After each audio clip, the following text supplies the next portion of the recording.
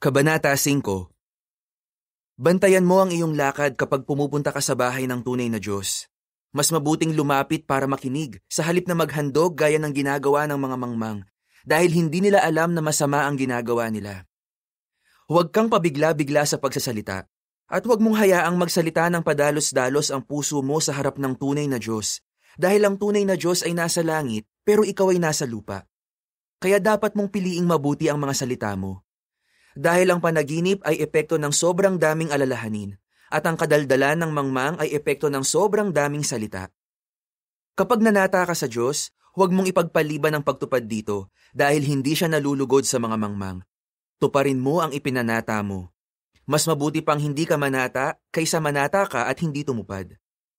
Huwag mong hayaang magkasala ka dahil sa bibig mo at huwag mong sabihin sa harap ng anghel na nagkamali ka lang.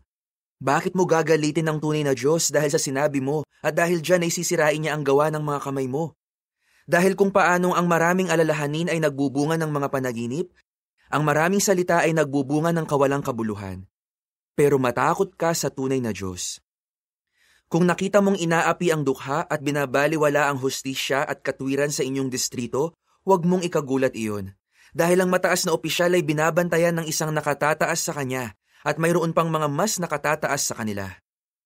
Gayon din, pinaghahatian nilang lahat ang pakinabang mula sa lupa, kahit ang hari ay umaasa sa bunga ng lupa.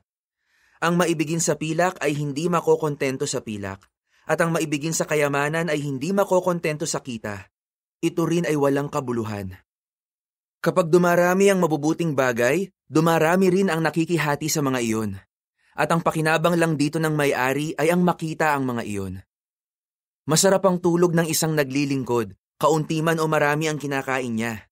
Pero ang mayaman ay hindi pinatutulog ng kanyang kasaganaan. May nakita akong malaking kabiguan sa ilalim ng araw. Ang kayamanang inimpok ng isang tao na magpapahamak sa kanya.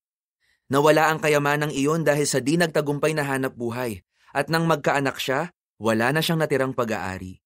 Kung paanong hubad ang isang tao nang lumabas sa sinapupunan ng kanyang ina, gayon din siya kapag namatay. Wala siyang madadalang anuman sa mga pinagpaguran niya. Ito rin ay malaking kabiguan. Kung paano siya dumating, gayon siya aalis. At ano ang pakinabang ng taong patuloy na nagpapakapagod para lang sa hangin? Araw-araw din siyang kumakain sa kadiliman na punong-puno ng sama ng loob, sakit at galit.